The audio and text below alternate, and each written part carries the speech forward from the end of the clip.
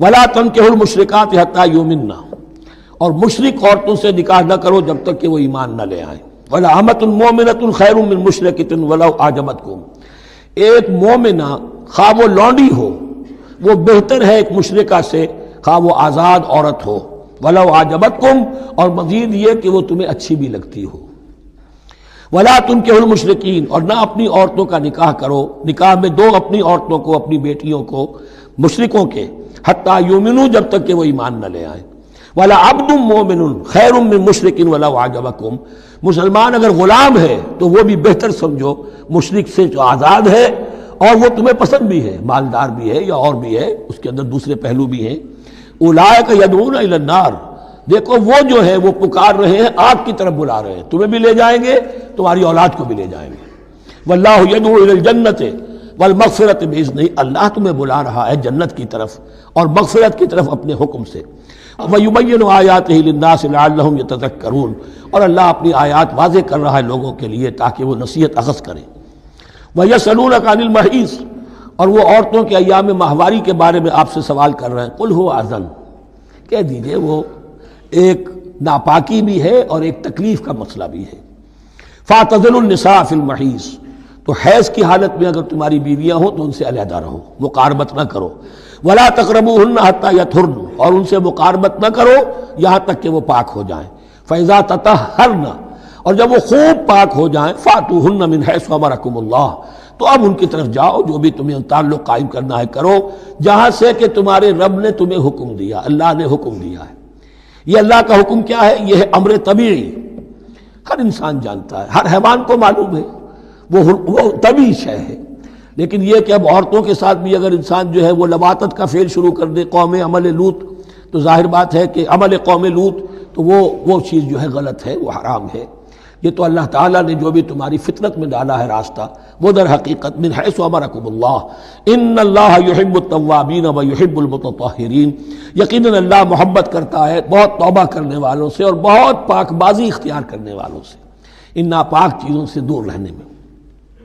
نساؤکم حرث لکم، تمہاری بیویاں تمہارے لیے کھیتیوں کے مانند ہیں، جیسے کھیت میں بوتے ہو، فصل کاٹتے ہو، بیویوں کے ذریعے سے اللہ تعالیٰ تمہیں اولاد عطا کرتا ہے۔ فاتو حرثکم انا شئتم، تو جو بھی کھیتی والی جگہ ہے ادھر تم جاؤ جدھر سے چاہو، یعنی اس میں یہ ہے کہ کوئی رکاوٹ نہیں ہے، وہ داہنی طرف سے بائیں طرف سے جدھر سے بھی ہو، لیکن ہو وہ فرج کے اندر، وہ مقد کے اندر معاملہ نہ ہو۔ فاتو حرثکم انا شئتم وقدموا لانفسکم، اور اپنے آگے کے لیے سامان کرو، یعنی اپنی اولاد۔ انسان جو ہے بڑھاپے کے لیے اس کا ایسٹ بنتی ہے اس کی اولاد۔ آج تو دنیا اولاد سے بھاگتی ہے، لیکن ایک زمانے میں تو اولاد جو ہے وہ عصائے پیری شمار ہوتی تھی۔ وَقَدِّمُوا لِأَنفُسَكُمْ وَاتَّقُوا اللَّهَ وَاعْلَمُوا أَنَّكُمْ مُلَاقُوهُ، اور اللہ سے کا تقوی اختیار کرو۔ ابھی آپ دیکھیں گے کہ جو حکم بھی شریعت کا آئے گا بار بار تکرار کے ساتھ جو ہے اس میں تو تقوی کا ذکر بار بار آئے گا، کہ ایک قانون ہے، اس کی قانونیت ہے، ایک ہے تقوی۔ قانون کی لاکھ پیروی کی جا رہی ہو، تقوی نہ ہو تو وہ قانون جو ہے وہ مذاق بن جائے گا، تماشا بن جائے گا۔ اس کے بعد مثالیں آئیں گی ابھی۔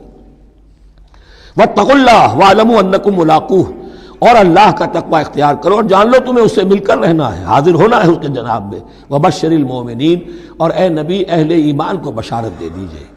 ولا تجعلوا اللہ عرضۃ لایمانکم، ایک اور حکم آ گیا، اللہ تعالیٰ کا نام جو ہے وہ تختہ مشق نہ بنا لو اپنی قسموں کے لیے۔ قسم کھا بیٹھا، میں تو اللہ کی قسم کھا بیٹھا ہوں، اب یہ قسم کھا بیٹھا اس لیے میں یہ کام نہیں کر سکتا، چاہے وہ نیکی کا کام تھا، کسی وقت غصے میں آدمی آ کر قسم کھا بیٹھتا ہے۔ حضرت ابو بکر صدیق نے بھی قسم کھا لی تھی۔ مستح ان کا ایک ایسا تھا مسلمان غریب کہ جس کی وہ مدد کیا کرتے تھے، لیکن مستح بھی جب حضرت عائشہ پر تہمت میں ملوث ہو گیا تو حضرت ابو بکر نے قسم کھا لی کہ یہ بدبخت جس کی میں سرپرستی کرتا رہا، یہ بھی میری بیٹی پر تہمت لگانے میں شامل ہو گیا، اب میں اس کی کبھی مدد نہیں کروں گا۔ یہ سورہ نور میں آئے گا، ان سے کہا گیا نہیں ایسا نہ کرو، تم اپنے نیکی کے دروازے کو کیوں بند کرتے ہو؟ قسم کھا لی، قسم کو کھول دو، کفارہ دے۔ وَلَا تَجْعَلُوا اللَّهَ عُرْضَةً لِأَيْمَانِكُمْ أَن تَبَرُّوا وَتَتَّقُوا، نیکی کا کام کرنے سے، تقوی کے کام سے رکنے کے لیے قسم کھا لینا۔ وَتُصْلِحُوا بَيْنَ النَّاسِ، اور اس سے کہ لوگوں کے مابین مصالحت کرو۔ اب آپ نے کسی دو بھائیوں کے درمیان جھگڑا تھا، مصالحت کی کوشش کی، آپ کی بات نہیں مانی گئی، اب اللہ کی قسم ہے صاحب اب میں آپ کے معاملے میں دخل نہیں دوں گا، اب میں تو قسم کھا بیٹھا، نہیں بھائی، اصلاح بین الناس جو ہے، اصلاح ذات البین، یہ کرتے رہو، اور ایسی قسم کھائی ہے اس کا کفارہ دے دو۔ واللہ سمیع علیم، اور اللہ تعالیٰ سننے والا اور جاننے والا ہے۔ لا یؤاخذکم اللہ باللغو فی ایمانکم، اللہ تعالیٰ مؤاخذہ نہیں کرے گا تم سے جو تم بغیر مقصد کے، بغیر عزم اور ارادے کے قسم کھا بیٹھتے ہو۔ یہ عربوں کا رواج ہے، واللہ باللہ کے بغیر ان کا کوئی جملہ شروع ہی نہیں ہوتا۔ تو یہ در حقیقت قسم کھانے کا ان کی اس وقت نیت نہیں ہوتی، بلکہ یہ ان کا ایک، جس کو ہم کہتے ہیں تقیہ کلام ہے، ان کا ایک اسلوب ہے گفتگو کا، واللہ باللہ ہے، تو اس پر مؤاخذہ نہیں ہے۔ وَلَٰكِن يُؤَاخِذُكُم بِمَا كَسَبَتْ قُلُوبُكُم، ہاں جو تم نے ارادہ کر کے، تمہارے دلی ارادے کے ساتھ جو تم نے قسم کھائی ہے، پھر اس پر مؤاخذہ ہوگا، اسے توڑو گے، اس کا ایک کفارہ ہے، وہ بعد میں آئے گا۔ وہ کفارہ جو ہے وہ پھر سورہ مائدہ کے اندر آ جائے گا۔ میں نے عرض کیا تھا کہ یہ اصل میں سورہ بقرہ میں بلو پرنٹ آ رہا ہے شریعت اسلامی کا، اور اس کے جو اصل چیزیں ہیں وہ پوری تکمیلی احکام وہ پھر آخر میں آئیں گے، کچھ سورہ نساء میں، کچھ سورہ مائدہ میں۔ واللہ غفور حلیم، اللہ غفور ہے، بخشنے والا ہے اور حلیم ہے، فوراً نہیں پکڑتا، فوراً سزا نہیں دیتا، مہلت دیتا ہے کہ اصلاح کر لو۔ للذین یولون من نسائہم تربص اربعۃ اشہر، اب یہ بھی ایک قسم کھا لی جاتی تھی کہ کسی وقت کسی مرد نے، کسی شوہر نے قسم کھا لی اب میں اپنی بیوی کے قریب نہیں جاؤں گا، ناراض ہو گئے، غصہ آ گیا، میں تمہارے سے کوئی تعلق نہیں رکھوں گا، یہ ایلا کہلاتا تھا۔ حضور نے بھی ایلا فرمایا تھا اپنی ازواج مطہرات سے، جب انہوں نے کچھ زیادہ نفقے کا مطالبہ کیا تھا کہ اب عام مسلمانوں کے ہاں بھی خوشحالی آ گئی ہے تو اب ہمارے اوپر یہ سختی کیوں ہے، ہمارا بھی جو نفقات ہیں، ہمارا جو خرچ ہے، وظائف ہیں، بڑھائے جائیں۔ اس پر حضور نے پھر ایلا کیا، اس کا ذکر ہے، وہ بعد میں آئے گا۔ لیکن وہاں عام طور پر لوگ قسم کھا کے بیٹھ جاتے تھے، اب قسم کھا لی ہے، پچھتا بھی رہے، کیا کریں، قسم کھا چکے، اب بیوی کے پاس کیسے جائیں؟ اب وہ بیوی معلق ہے، نہ وہ شادی شداؤں میں ہے اور نہ وہ علیحدہ ہے، آزاد ہے۔ للذین یولون من نسائہم تربص اربعۃ اشہر، 4 مہینے کے لیے تو وہ انتظار کیا جا سکتا ہے۔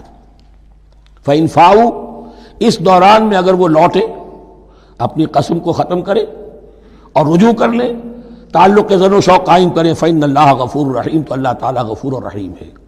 وإن عزموا الطلاق، اور اگر وہ طلاق کا ارادہ کر چکے ہوں کہ واقعتاً اب ان سے سیپریشن ہی ہے، فإن اللہ سمیع علیم، تو اللہ تعالیٰ سننے والا، جاننے والا ہے۔ یعنی یہ کہ 4 مہینے سے زیادہ معلق نہ رکھو کسی کو، یا ادھر یا ادھر، یا فیصلہ کرو اور اسے فارغ کرو، اور یا پھر یہ کہ اپنی وہ قسم ختم کرو اور اس کا جو بھی کفارہ ہے وہ ادا کرو۔ اسی پر غالباً قیاس کیا تھا، بلکہ ساتھ ہی سیرت میں آتا ہے کہ حضرت عمر نے حضرت حفصہ سے پوچھ بھی لیا تھا۔ حالانکہ دیکھیے کہ باپ اور بیٹی کا معاملہ ہو رہا ہے، اور باپ بیٹی سے سوال کر رہا ہے، دین کے معاملے میں حیا اور شرم کی بات نہیں ہوتی۔ ان اللہ لا یستحی ان یضرب مثلا ما بعوضۃ فما فوقها، تو یہ کہ جو لوگ جہاد پر جاتے تھے، کچھ سال بھر گھر واپس نہیں آ رہا، اب ایک طرف تو ان پر مشقت ہے، وہ بیویوں سے دور ہیں، اہل و عیال سے دور ہیں، ادھر عورتیں جو ہیں وہ بغیر شوہروں کے جو وقت گزار رہی ہیں۔ تو پوچھا کہ کتنا عرصہ تم سمجھتی ہو کہ ایک عورت اپنی عصمت اور عفت کو سنبھال کر اپنے شوہر کا انتظار کر سکتی؟ تو حضرت حفصہ نے کہا 4 ماہ، اور میں سمجھتا ہوں کہ شاید انہوں نے اسی پر کہا ہو کہ یہ معلق رکھنے کا حکم بھی قرآن مجید میں جو ہے زیادہ سے زیادہ اس کی مہلت 4 مہینے ہے۔ والمطلقات یتربصن بانفسهن 3 قروء، اور جنہیں طلاق دے دی جائے ان پر لازم ہے کہ وہ اپنے جیوں کو روکے رکھیں 3 حیض تک، یہ عدت ہے۔ طلاق کے بعد 3 مہینے کی عدت ہے۔ اس عدت میں یا تو شوہر رجوع کر لے گا، اگر 1 یا 2 طلاقیں ہیں، تیسری طلاق ہو گئی تو رجوع کا حق نہیں ہے، وہ بعد میں بات آ جائے گی، اور اسی میں چاہے تو اس کے بعد جب مدت ختم ہو جائے گی تو پھر اب شوہر کا حق ختم ہو جائے گا، اب وہ آزاد ہوگی، لیکن اس مدت کے اندر وہ دوسری شادی نہیں کر سکتی۔ والمطلقات یتربصن بانفسهن 3 قروء ولا يحل لهن ان يكتمن ما خلق الله في ارحامهن، اور ان کے لیے یہ حلال نہیں ہے، جائز نہیں ہے کہ وہ چھپا لیں جو کچھ کہ اللہ نے پیدا کر دیا ہو ان کے ارحام میں۔ اگر حمل ٹھہر گیا ہے اور بیوی کو ڈر ہے کہ اب یہ شوہر تو طلاق دے دے گا، وہ اپنا حمل چھپا رہی ہے تاکہ پتہ ہی نہ چلے اس کو، کیونکہ وہ چاہے گی کہ بچہ میرے پاس رہے، بچہ بچی جو بھی ہو۔ ظاہر بات ہے کہ بچہ اور بچی جو ہے وہ ماں کے لیے تو جگر گوشہ ہے، اس کے جسم کا ٹکڑا ہے، اس کے جسم کا لوتھڑا ہے، تو وہ چھپانے کی ٹینڈنسی ہوتی ہے کہ وہ جھگڑا ہی نہ اٹھے۔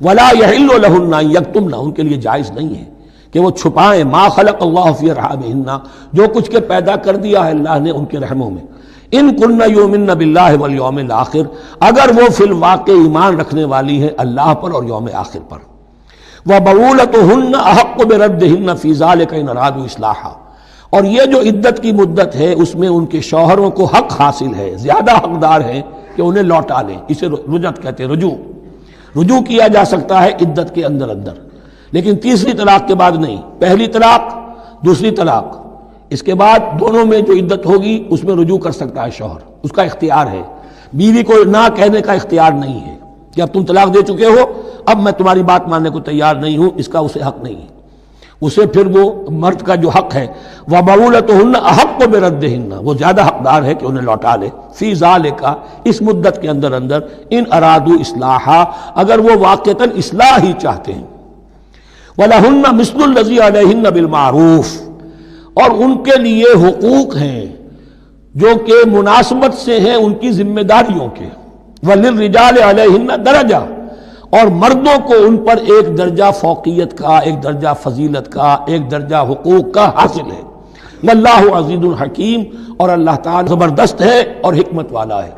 یہ آیت اصل میں اس زمانے میں بہت مس انٹرپریٹ ہوئی ہے اور بعض مترجمین نے بھی ترجمہ غلط کیا ہے، یعنی اس کا یہ ترجمہ کرنا لہن مثل الذی علیہن، ان کے بھی حقوق مردوں پر ویسے ہی ہیں جیسے مردوں کے حقوق ہیں ان پر، تو یہ تو مساوات ہو گئی، اور مساوات جو اسلامی شریعت میں مرد اور عورت کے درمیان، شوہر اور بیوی کے درمیان نہیں ہے۔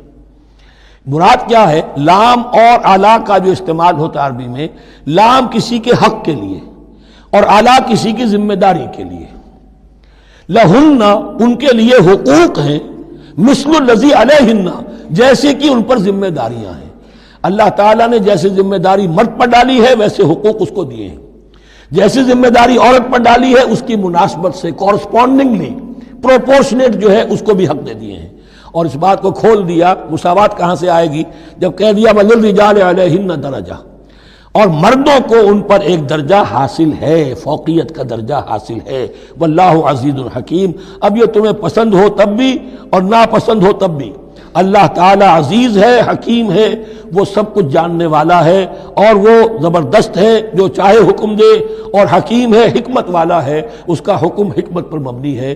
بارک اللہ لی ولکم فی القرآن العظیم ونفعنی وإیاکم بالآیات والذکر الحکیم۔ اعوذ باللہ من الشیطان الرجیم، بسم اللہ الرحمن الرحیم۔ الطلاق مرتان فامساک بمعروف او تسریح بإحسان، صدق اللہ العظیم۔ پچھلی نشست میں جو مضامین آئے تھے ان میں سے ایک کے بارے میں مجھے احساس ہوا کہ میں نے ایک بات شروع کی تھی لیکن نامکمل رہ گئی۔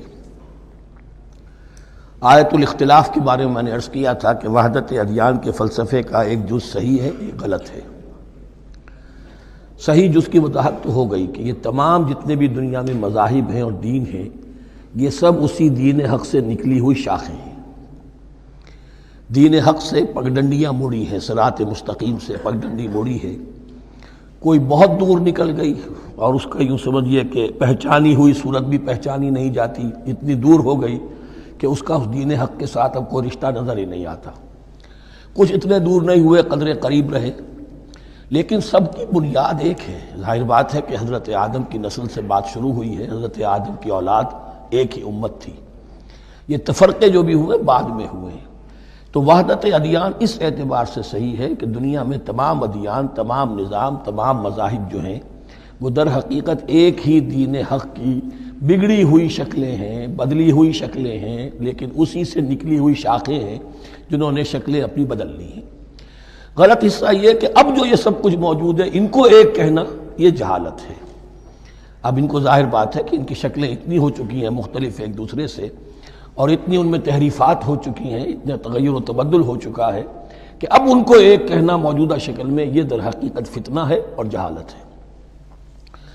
دوسری بات جو آخری مضمون آیا تھا 28ویں رکوع میں، دیکھیے اس کی ایک تمہید ہے، وہ سمجھ لیجئے انسانی تمدن کا اہم ترین اور بنیادی ترین مسئلہ کیا ہے۔ تمدن کا ایک ہے انسانی زندگی کا مسئلہ۔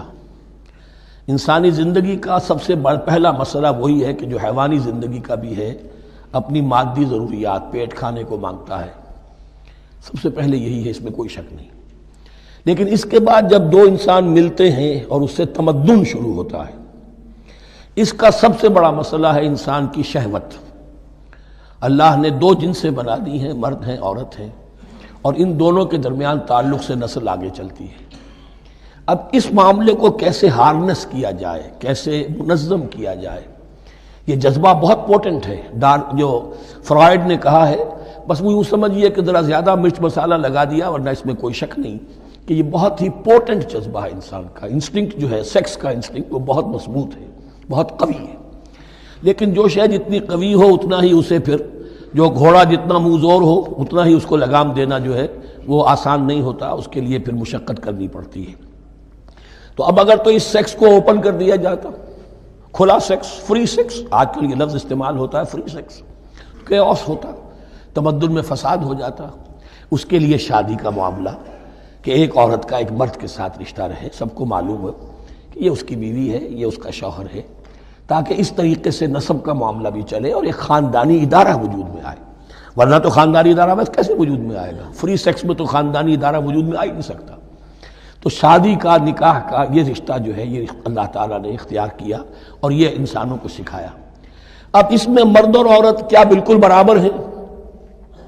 اس سے بڑی حماقت کوئی نہیں، اس لیے کہ کسی بھی ادارے کے دو برابر کے سربراہ نہیں ہو سکتے۔ اتنی موٹی بات ہے کہ اگر آپ کسی ایک محکمے کے دو ڈائریکٹر بنا دیں، بات غلط ہو جائے گی، خراب ہو جائے گی۔ ایک ڈائریکٹر، مینیجنگ ڈائریکٹر، دوسرے 10 ڈائریکٹر بنا دیجیے آپ، لیکن اوپر ایک ہوگا، جنرل مینیجر ایک ہوگا، ڈپٹی مینیجر 10 رکھ دیجیے۔ ہر ادارے میں اگر نظم قائم کرنا ہے تو ایک اوپر ٹاپ پر ہونا چاہیے۔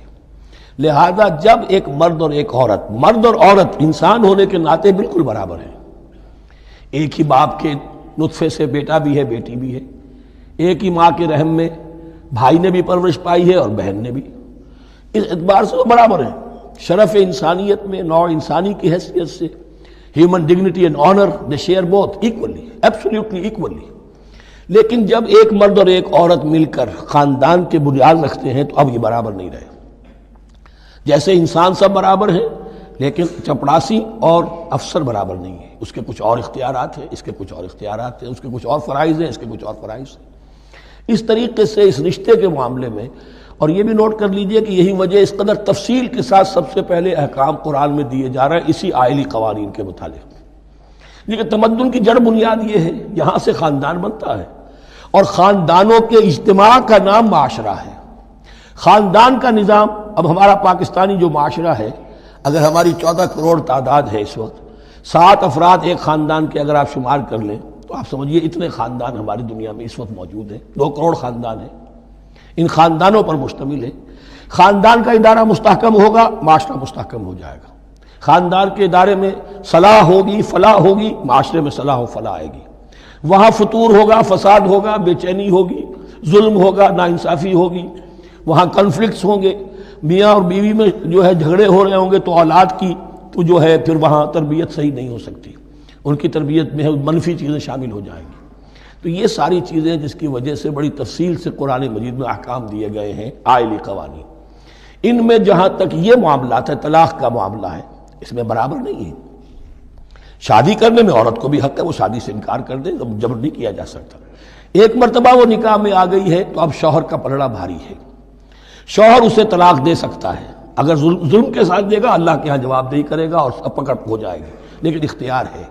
وہ خود طلاق نہیں دے سکتی، البتہ طلاق حاصل کر سکتی ہے، خلا جسے ہم کہتے ہیں، وہ عدالت کے ذریعے سے، بڑوں کے ذریعے سے، رشتہ داروں کے ذریعے سے خلا کرے، لیکن طلاق دینے کا حق اس کو برابر نہیں ہے مرد کی طرح۔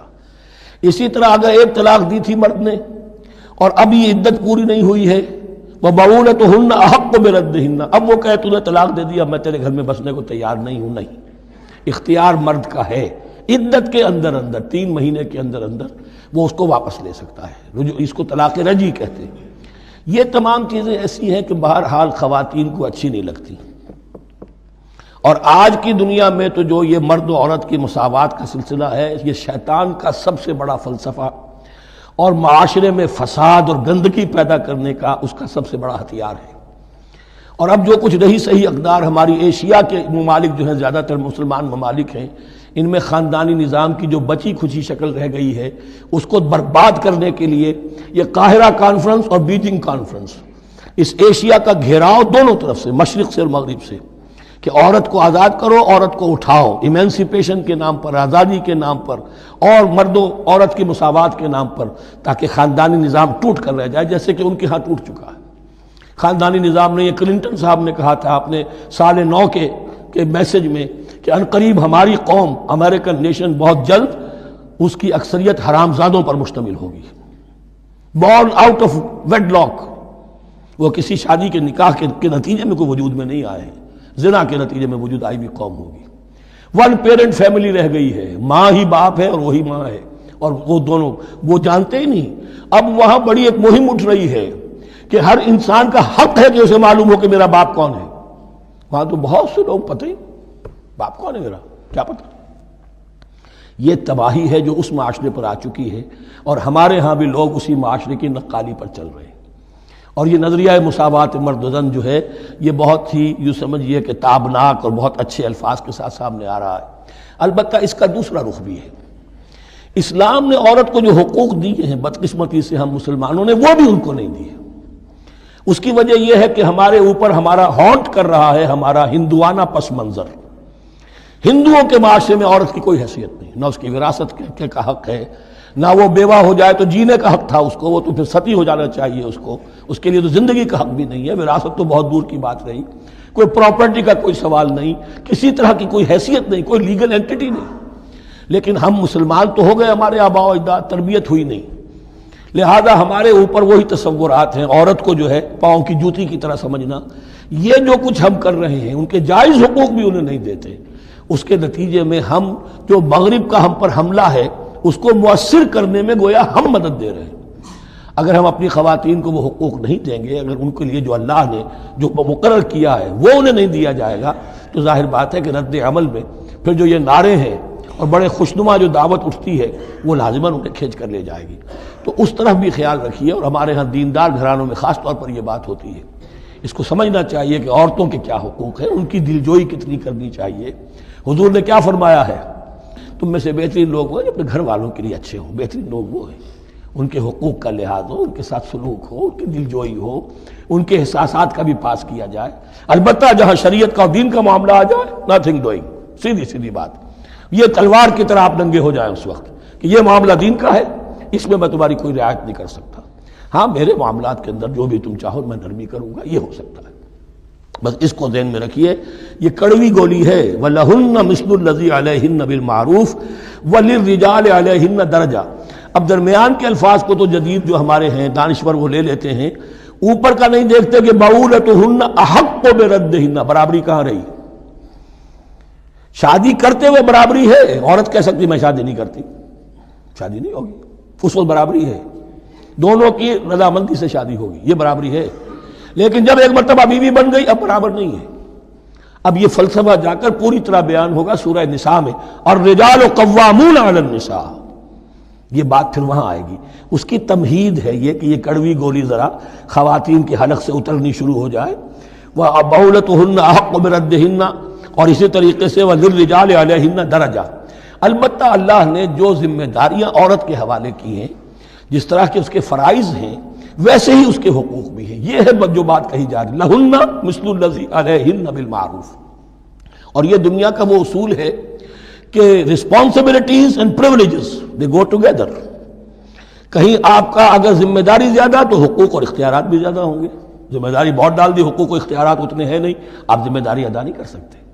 جہاں ذمہ داری کم ہوگی وہاں حقوق و اختیارات بھی کم ہوں گے، یہ دونوں چیزیں پروپورشنیٹ چلتی ہیں۔ اب چلیے آگے، مجھے اندیشہ ہے کہ میں نے خاصا وقت اس میں لگا دیا۔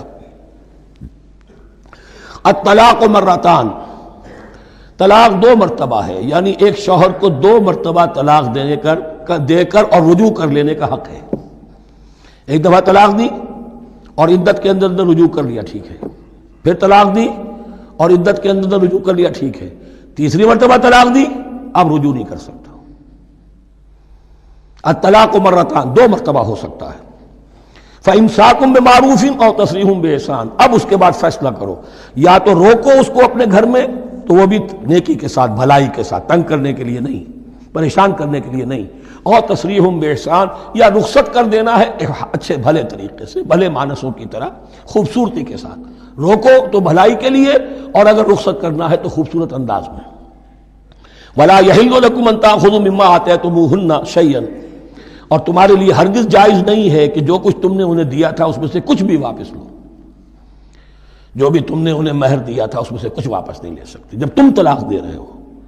ہاں اگر عورت طلاق مانگے تو اسے اپنے مہر میں سے کچھ چھوڑنا پڑے گا، یہ دوسری بات ہے، لیکن جب بر طلاق دے رہا ہے تو پھر وہ نہیں روک اس کو اس میں سے جو بھی کچھ دیا ہو، یہاں تک کہ آیا ہے کہ اگرچہ تم نے ان کو احداہن قنطارا، سونے کے ڈھیر دیے ہوں، ان میں سے بھی کچھ نہیں لے سکتے واپس۔ وَلَا يَحِلُّ لَكُمْ أَن تَأْخُذُوا مِمَّا آتَيْتُمُوهُنَّ شَيْئًا إِلَّا أَن يَخَافَا أَن لَا يُقِيمَا حُدُودَ اللَّهِ، البتہ اگر وہ دونوں یہ سمجھیں کہ ہم حدود اللہ کو قائم نہیں رکھ سکیں گے۔ مراد کیا ہے کہ فیملی لائف کے ضمن میں جو اللہ نے احکام دیے ہیں، جو آداب ہیں، جو ان کے مقاصد ہیں، وہ ہمارے مابین اتنی موافقت مزاجی نہیں ہے کہ ہم ساتھ چل سکیں۔ ایک عورت اگر یہ محسوس کرتی ہے فَإِنْ خِفْتُمْ أَلَّا يُقِيمَا حُدُودَ اللَّهِ فَلَا جُنَاحَ عَلَيْهِمَا فِي مَا افْتَدَتْ بِهِ، پھر اگر اس کا یہ خیال ہے کہ یہ نہیں رکھ سکیں گے تو پھر کوئی حرج نہیں ہے ان دونوں پر کہ جو کچھ دے دلا کر عورت فدیے میں اپنے آپ کو چھڑا لے، یعنی کہہ کہ ٹھیک ہے تم نے مجھے 10 لاکھ مہر دیا تھا، میں 5 لاکھ تمہیں واپس کرتی ہوں، یا تم نے 10 لاکھ کا میرا مہر رکھا تھا، میں کھلا مانگ رہی ہوں، میں صرف 5 لاکھ کا تم سے تقاضا کرتی ہوں، اسے اپنے مہر میں سے کچھ چھوڑنا ہوگا، یہ فدیہ ہے۔ تلک حدود اللہ فلا تعتدوها، یہ اللہ کے حدود ہیں، ان سے تجاوز مت کرو۔ دیکھیے روزے وغیرہ کے ضمن میں فلا تقربوها، اور یہاں فلا تعتدوها، اس لیے کہ یہاں بڑے دھڑلے سے آدمی جو ہے وہ ان حدود کو پامال کر جاتے ہیں، قانون یہی رہ جاتا ہے، روح اس کی ختم ہو جاتی ہے۔ وَمَن يَتَعَدَّ حُدُودَ اللَّهِ فَأُولَٰئِكَ هُمُ الظَّالِمُونَ، اور جو اللہ کے حدود سے تجاوز کرتے ہیں وہی ظالم لوگ ہیں۔ فَإِن طَلَّقَهَا، اب اگر تیسری مرتبہ طلاق دے دی، الطلاق مرتان تو ہو چکا نا، اس کے بارے میں سارے احکام آ گئے، لیکن اب اگر دے دی مراد ہے تیسری مرتبہ، فَإِن طَلَّقَهَا فَلَا تَحِلُّ لَهُ مِن بَعْدِ حَتَّىٰ تَنكِحَ زَوْجًا غَيْرَهُ، تو اب وہ اس کے لیے جائز نہیں ہوگی جب تک کہ وہ عورت کسی اور شوہر سے شادی نہ کرے۔ اس کو حلالہ کہتے ہیں، لیکن یہ حلالہ کروانا یا کرنا اور کسی کے ساتھ یہ معاہدہ کرنا تم شادی کر لو پھر طلاق دے دینا، اس پر لعنت فرمائی ہے، حضور نے لعنت فرمائی ہے۔ اور ہمارے ہاں علم میں آتی ہے، یہ بات سننے میں آتی ہے کہ بہت سے علماء نے اس کو دھندا بنا رکھا ہے۔ حلالہ مولوی مشہور ہیں مختلف شہروں کے اندر۔ فَإِن طَلَّقَهَا فَلَا تَحِلُّ لَهُ مِن بَعْدُ حَتَّىٰ تَنكِحَ زَوْجًا غَيْرَهُ فَإِن طَلَّقَهَا، پھر اگر وہ بھی دوسری شادی کی دوسری جگہ پر، اس عورت نے اس شوہر سے بھی نہیں بنی، اس نے بھی طلاق دے دی، فَلَا جُنَاحَ عَلَيْهِمَا أَن يَتَرَاجَعَا، تو اب کوئی گناہ نہیں ہوگا ان دونوں پر کہ وہ رجوع کر لیں، پہلے سابق شوہر سے شادی کر لیں۔ یعنی عورت کو شاید عقل آ گئی ہو، کوئی اسی کی زیادتی تھی کہ پہلے شوہر کے ہاں بس نہیں سکی، اب دوسری مرتبہ کا تجربہ ہو گیا تو اس کے کان ہو گیا کہ کوئی غلطی میری ہی ہے، اب شاید دوبارہ وہ اپنے شوہر کی طرف، سابقہ شوہر کی طرف رجوع کرنا چاہے تو اس کی اجازت ہے۔ ان ظنا یقیما حدود اللہ، اگر ان کو یہ یقین ہو کہ وہ اللہ کے حدود کی پاسداری کر سکیں گے۔ اللہ کے حدود جو ہیں احکام شریعت، ان کو بہرحال مد نظر رکھنا ہے اور فائق رکھنا ہے۔ وَتِلْكَ حُدُودُ اللَّهِ يُبَيِّنُهَا لِقَوْمٍ يَعْلَمُونَ، اور یہ وہ حدود ہیں اللہ کے جن کو وہ واضح کر رہا ہے، کھول کھول کر بیان کر رہا ہے ان لوگوں کے لیے کہ جو علم حاصل کرنا چاہیں۔ ترجمہ یہ ہوتا ہے عام طور پر جنہیں علم حاصل ہے، اصل میں کسی وقت فعل کو طلب فعل کے معنی میں استعمال کیا جاتا ہے عربی زبان میں، یعلمون جو جاننا چاہیں، جن کی عدت طلب ہے علم کی۔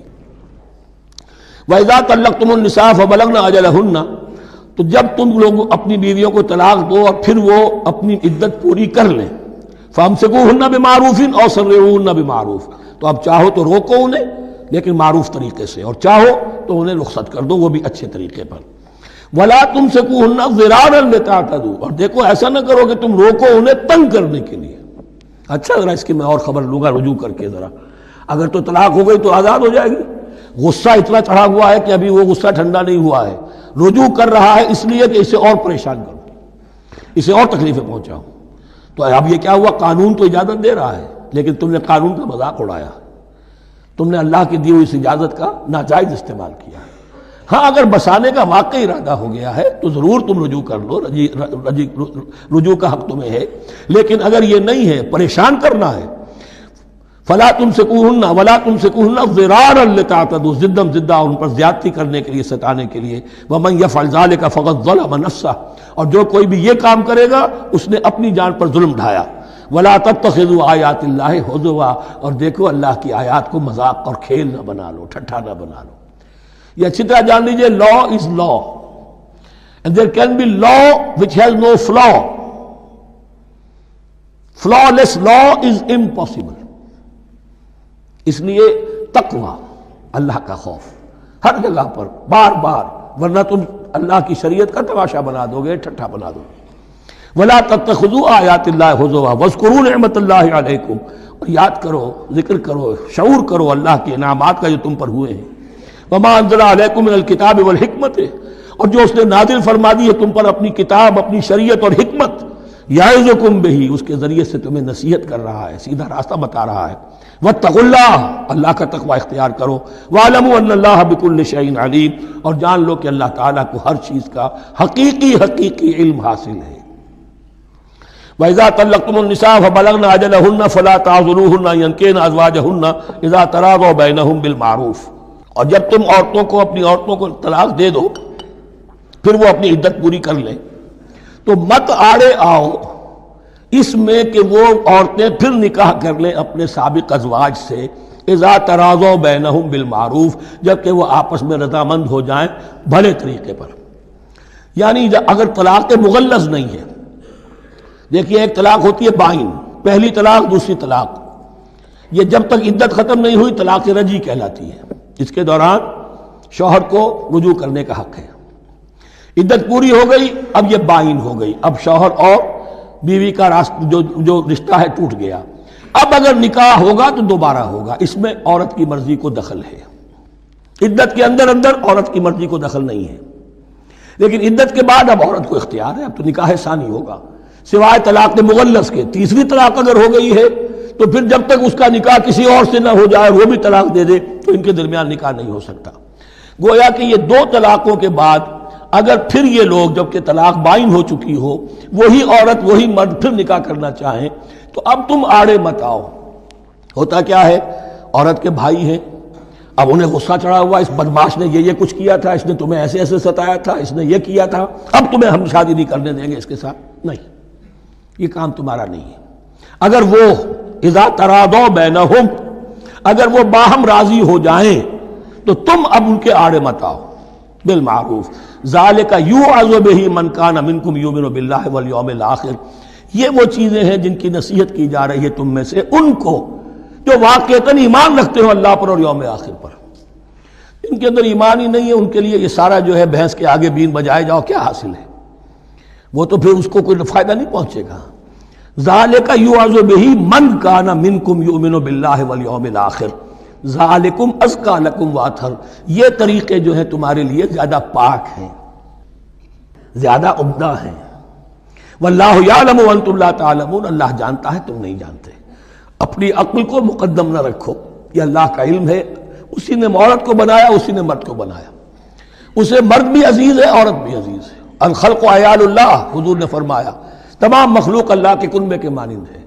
اللہ کو تو اپنا ہر انسان، مرد ہو یا عورت ہو، محبوب ہے، پسندیدہ ہے، اس کی تخلیق ہے، اس کا شاہکار ہے، لیکن یہ کہ وہ جانتا ہے کہ عورت کے کیا حقوق ہونے چاہیے، مرد کے کیا ہونے چاہیے۔ لہذا واللہ یعلم وانتم لا تعلمون والوالدات یرضعن اولادہن حولین کاملین، اور والداؤں کے لیے، ماؤں کے لیے ضروری ہے کہ وہ اپنی اولاد کو 2 سال دودھ پلائیں پورا۔ اور یہ خاص طور پر یہاں تذکرہ ہو رہا ہے جب طلاق کا مسئلہ ہو۔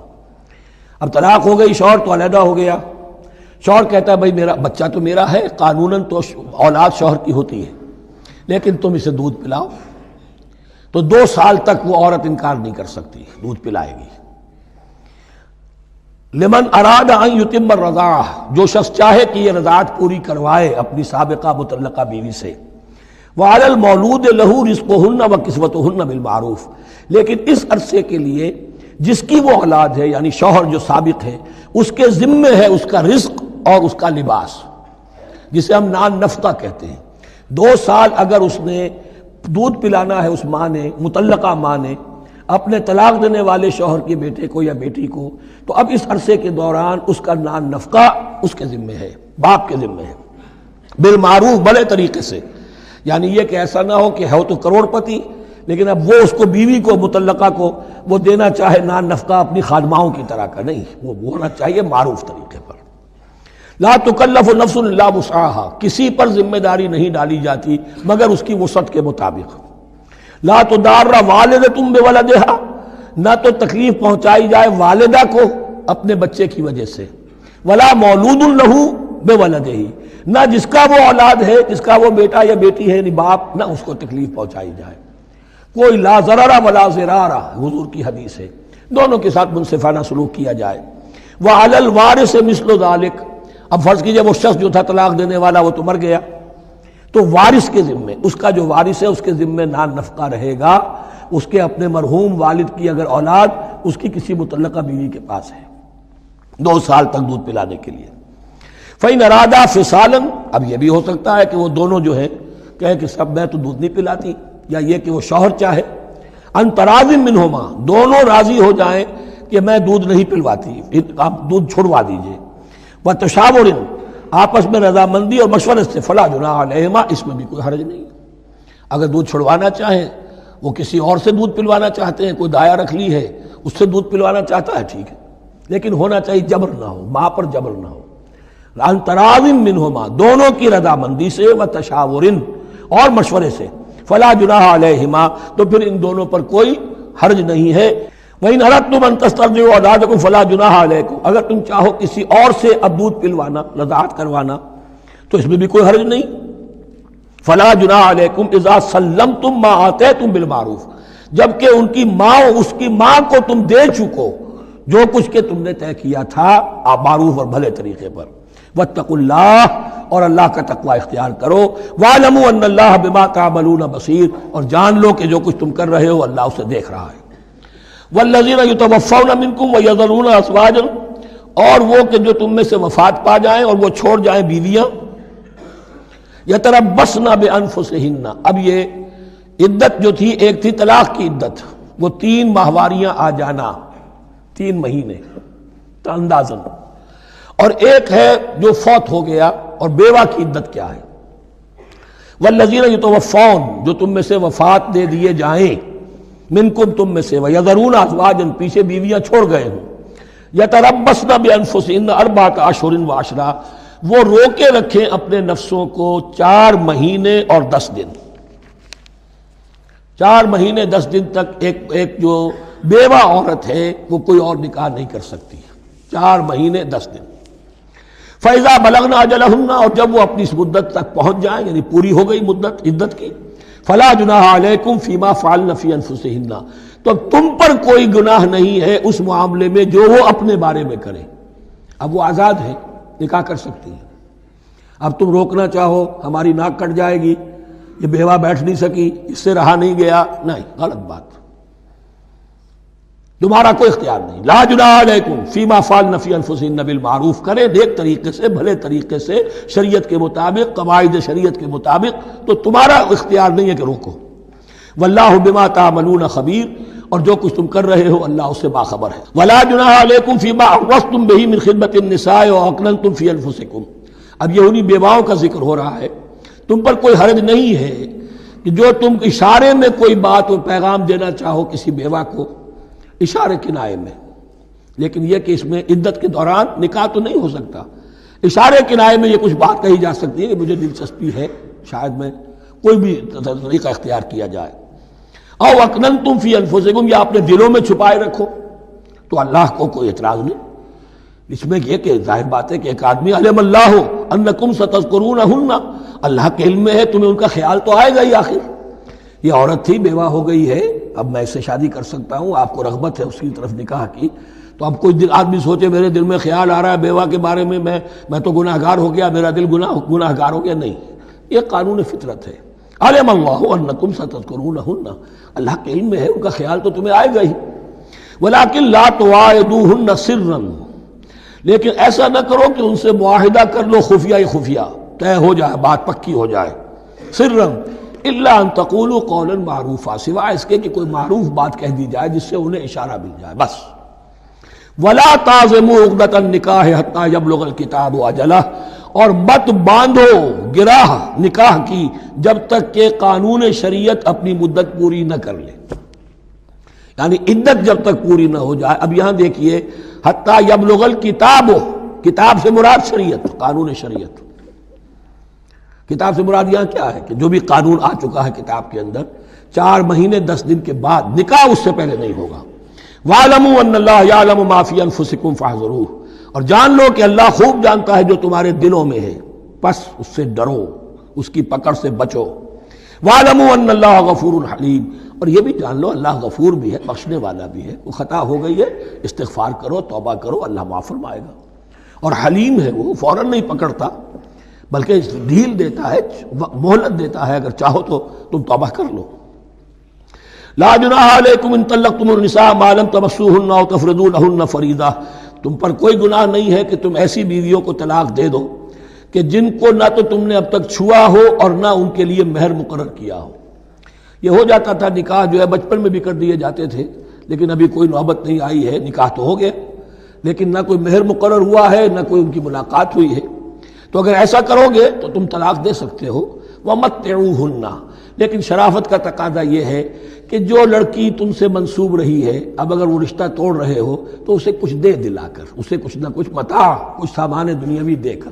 مَتِّعُوهُنَّ عَلَى الْمُوسِعِ قَدَرُهُ وَعَلَى الْمُقْتِرِ قَدَرُهُ، جو وسعت والا ہے، جس کو کشائش حاصل ہے، غنی ہے، وہ اپنی حیثیت کے مطابق، اور جو تنگ دست ہے وہ اپنی حیثیت کے مطابق۔ متاعًا بالمعروف، اور یہ ساز و سامان دینا جو ہے یہ بھی بھلے انداز میں ہو، ایسا نہ ہو جو خیرات دی جا رہی ہو۔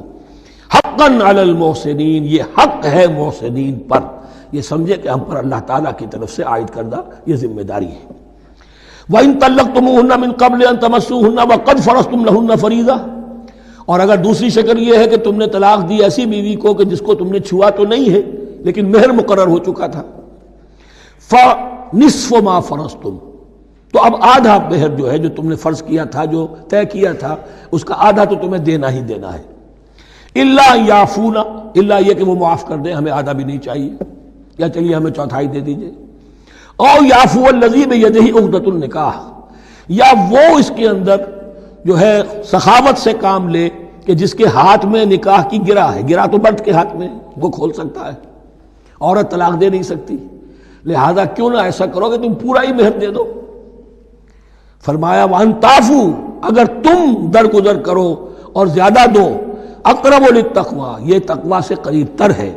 وَلَا تَنْسَبُوا الْفَضْلَ بَيْنَكُمْ، اپنے مابین احسان کرنا مت بھولو، اور اپنے مابین جو فضیلت اللہ نے تمہیں دی ہے عورتوں پر اس کو مت بھولو۔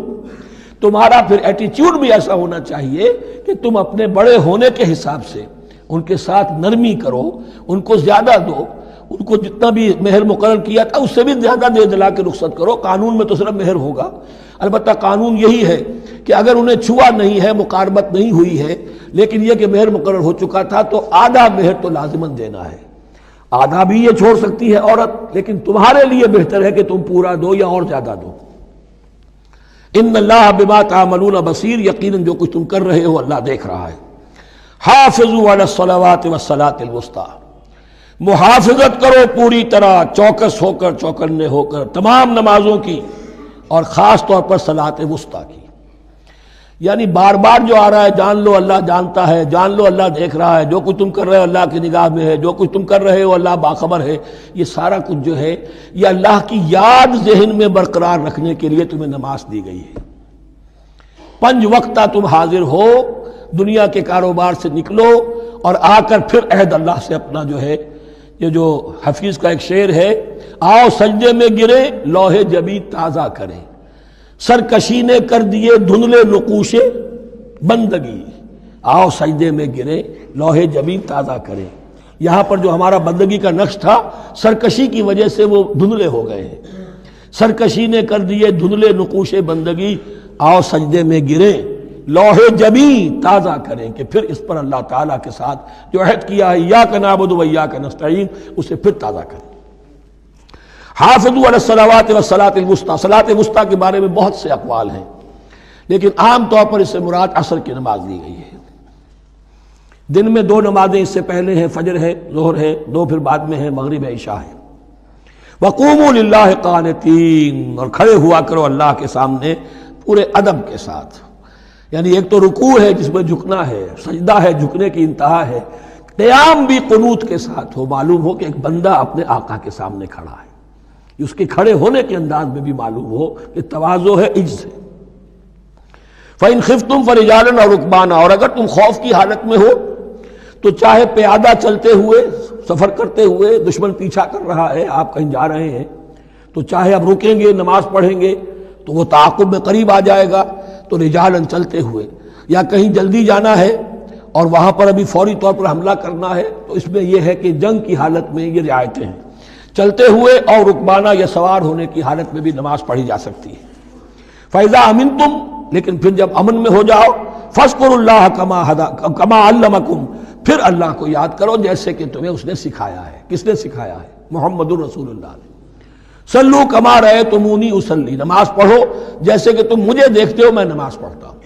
وہ ہے اللہ کا سکھایا ہوا، اس لیے کہ یہ بھی ثابت ہے روایات سے کہ حضرت جبرائیل نے آ کر حضور کو نماز پڑھائی ہے، 2 دن پڑھائی ہے۔ ایک دن 5 نمازیں اول وقت میں پڑھائیں، دوسرے دن 5 نمازیں آخری وقت میں پڑھائیں، اور بتا دیا کہ ان نمازوں کا وقت ان اوقات کے دوران ہے۔ تو معلم جو ہے حضور کے نماز کے معاملے میں حضرت جبرائیل ہے، اور اب حضور جو ہے پوری امت کے لیے معلم ہے۔ فَإِذَا أَمِنْتُمْ فَاذْكُرُوا اللَّهَ كَمَا عَلَّمَكُمْ مَا لَمْ تَكُونُوا تَعْلَمُونَ، جو کہ تم نہیں جانتے تھے اللہ نے تمہیں سکھایا ہے۔ وَالَّذِينَ يُتَوَفَّوْنَ مِنْكُمْ وَيَذَرُونَ أَزْوَاجًا، اور پھر دوبارہ لوٹ کر معاملہ آ رہا ہے بیواؤں کا، اور جو لوگ تم میں سے وفات دے دیے جائیں اور وہ چھوڑ جائیں پیچھے بیویاں، وَصِيَّةً لِأَزْوَاجِهِمْ مَتَاعًا إِلَى الْحَوْلِ غَيْرَ إِخْرَاج، تو ان کی بیویوں کے لیے وصیت لازماً، اپنی بیویوں کے لیے وصیت لازماً کریں 1 سال تک کے لیے نان نفقے کی، اور بغیر اس کے کہ انہیں گھروں سے نکالا جائے۔ اب یوں سمجھیے اس کو، ایک شخص فوت ہوا، 4 بیویاں ہیں، ایک کے ہاں اولاد تھی، بیٹا تو اسی کا ہے، باقی 3 تو اس کی جو ہیں سوتیلی مائیں ہیں۔ ایک ماں کو تو وہ اپنی ماں سمجھ کر اس کی خدمت کرے گا، باقی 3 کو لائبلٹی سمجھے گا۔ تو فرمایا ایسا نہ ہو کہ فوراً نکال دو کہ جاؤ اپنا راستہ لو، جس سے تمہاری شادی تھی وہ گیا۔ 1 سال کے لیے انہیں گھر سے نہ نکالا جائے اور ان کا نان نفقہ دیا جائے۔ لیکن یہ بھی اصل میں تھا وصیت کا، جب یہ جو قانون آئے گا وراثت کا تو اس سے پہلے کے لیے ہے۔ جیسے کہ والدین کے لیے کہا گیا تھا وصیت کرو، ایسے بیویوں کے لیے بھی کرو۔ جب ان کا حق آ گیا، اس لیے کہ شوہر مر گیا ہے تو بیوی کا حق ہے اس کی وراثت میں، بیوی مر گئی ہے شوہر کا حق ہے اس کی وراثت میں، تو وہ تو وراثت کے اندر حق معین ہو گیا، تو اب یہ وصیت کی ضرورت نہیں۔ اور اسی طرح 1 سال کا نفقہ نہیں ہے، اب نفقہ جو ہے وہ صرف عدت کے دوران کا ہے، جو ہم اس سے پہلے پڑھ چکے ہیں۔ فَإِنْ خَرَجْنَ فَلَا جُنَاحَ عَلَيْكُمْ فِي مَا فَعَلْنَ فِي أَنفُسِهِنَّ، لیکن اگر وہ خود نکل جائے، ظاہر بات ہے کہ عدت ہوتی 4 مہینے 10 دن، اب تم سال بھر روکو گے تو نہیں ان کو، اگر وہ شادی کر کے کہیں اور جا کے بسنا چاہیں تو تم پر کوئی الزام نہیں آئے گا، جو کچھ وہ کرتی ہیں اپنی جانوں کے بارے میں معروف ہو، بھلے طریقے پر، معروف طریقے پر۔ واللہ عزیز الحکیم، اور یقیناً اللہ تعالیٰ زبردست ہے، حکمت والا۔ وللمطلقات متاع بالمعروف، اسی طرح مطلقات کے لیے بھی ساز و سامان زندگی کی ضروریات ہے معروف طریقے پر، حقا علی المتقین، لیکن یہ ہے عدت کے وقت تک کے لیے۔ اسی معاملے میں شاہ بانو کیس میں ایک جو فیصلہ دیا تھا یہ کلکتہ ہائی کورٹ نے، اس پر پھر ہندوستان میں ایجیٹیشن ہوا۔ اس نے یہ فیصلہ دیا تھا کہ کوئی مسلمان اپنی بیوی کو طلاق دے دے تو اب وہ بیوی اگر تو دوسری شادی کر لے تب تو بات دوسری ہے، ورنہ جب تک زندہ رہے گی اس طلاق دینے والے پر اس کا نان نفقہ جو ہے رہے گا پوری زندگی تک۔ اس پر مسلمانوں نے کہا، بھارت کے مسلمانوں نے، یہ ہماری شریعت میں دخل اندازی ہے، شریعت نے صرف عدت تک کا حق رکھا ہے مطلقہ کے لیے، تم ساری زندگی کہاں سے لا رہے ہو۔ پھر وہ فساد ہوا، پھر بہت سے لوگوں نے جانیں دیں، پھر جو ہے ایجیٹیشن ہوا، لیکن پھر راجیو گاندھی کو گھٹنے ٹیکنے پڑے، اور پھر قانون بنا دیا گیا بھارت میں کہ کوئی عدالت ہندوستان کی including supreme court of India مسلمانوں کے آئلی قوانین میں دخل نہیں دے سکتی۔ میں سلام کیا کرتا ہوں مسلمانان بھارت کو، مسلمانوں نے وہاں پر یہ بات بھی نہیں ہونے دی کہ جب قرآن شریعت کا حکم جو ہے وہ یہ ہے کہ مطلقہ کو عدت تک کے لیے دان نفقہ ہے تو ساری زندگی کا کوئی معاملہ نہیں. کذالک یبین اللہ لکم آیاتہ لعلکم تعقلون، اسی طرح اللہ تعالیٰ تمہارے لیے اپنی آیات کو واضح کر رہا ہے تاکہ تم عقل سے کام لو اور سمجھو.